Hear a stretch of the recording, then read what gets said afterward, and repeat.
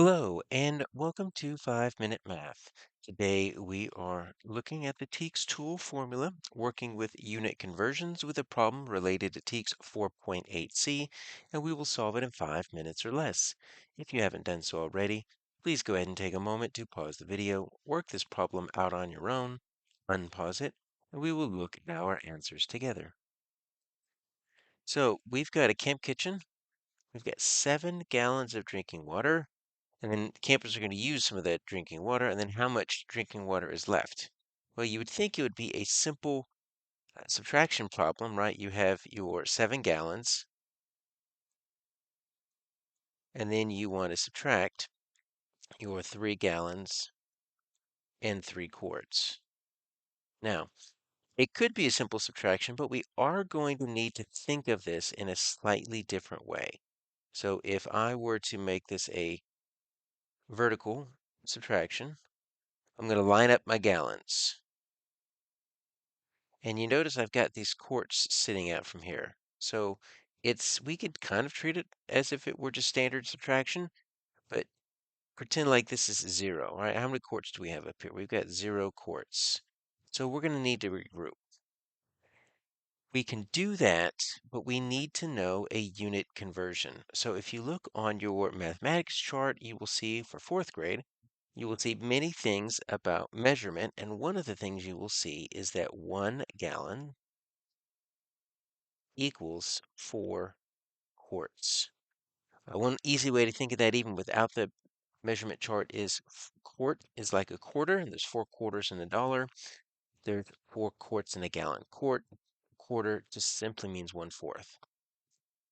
All right, so we're going to use this unit conversion here, and we're going to reimagine this 7 gallons. Now I'm going to kind of bring this over here to the side. What I'm going to do is I'm going to use a number bond like we would do in kindergarten and 1st grade. And I'm going to rename one of those gallons. All right. So I've got 7 gallons. So you know what? Let me just make all 7 here. I'm going to put gallon, gallon, gallon, 4, 5, 6, 7. All right. So here are my 7 gallons. And I've grouped them together with that number 7. All I want to do is I want to take this gallon right here. And I said earlier that 1 gallon equals 4 quarts. All right. So I'm going to take this 4 quarts and I'm going to replace that gallon. So I'm going to say that's 4 quarts because we said that 4 quarts equal a gallon. So instead of 7 gallons, what I have now is 1, 2, 3, 4, 5, 6 gallons and 4 quarts.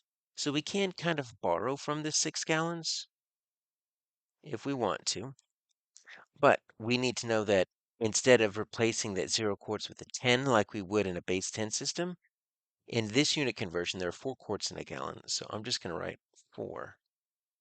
But now we can subtract. 4 quarts minus 3 quarts equals 1 quart.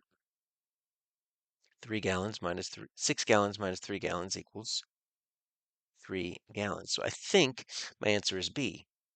Well, let's double check with addition, right? You can always do that with subtraction. So I'm going to take my answer, my difference, my 3 gallons, 1 quart. I'm going to add what I just took away, 3 gallons, 3 quarts, and I should end up with this 7 gallons. So what I end up with is 1 quart and 3 quarters, 4 quarts, 3 gallon, 3 gallons, 6 gallons. So I end up with, oh, I don't end up with 7 gallons. I do end up with 6 gallons, 4 quarts. But we can go back to our unit conversion. I can rename my 4 quarts as a gallon. So I've got 6 gallons, and then my 4 quarts makes another gallon. So if I add those two together, 6 gallon and 1 gallon, or the 4 quarts, you're going to come back to your 7 gallons. So the unit conversion is very helpful when you are needing to add or subtract any type of measurement, and you just need to realize it's not always going to be a set of 10. It might be a set of 16, a set of 4, a set of 2. In this case, it was a set of 4. And so my answer is going to be B.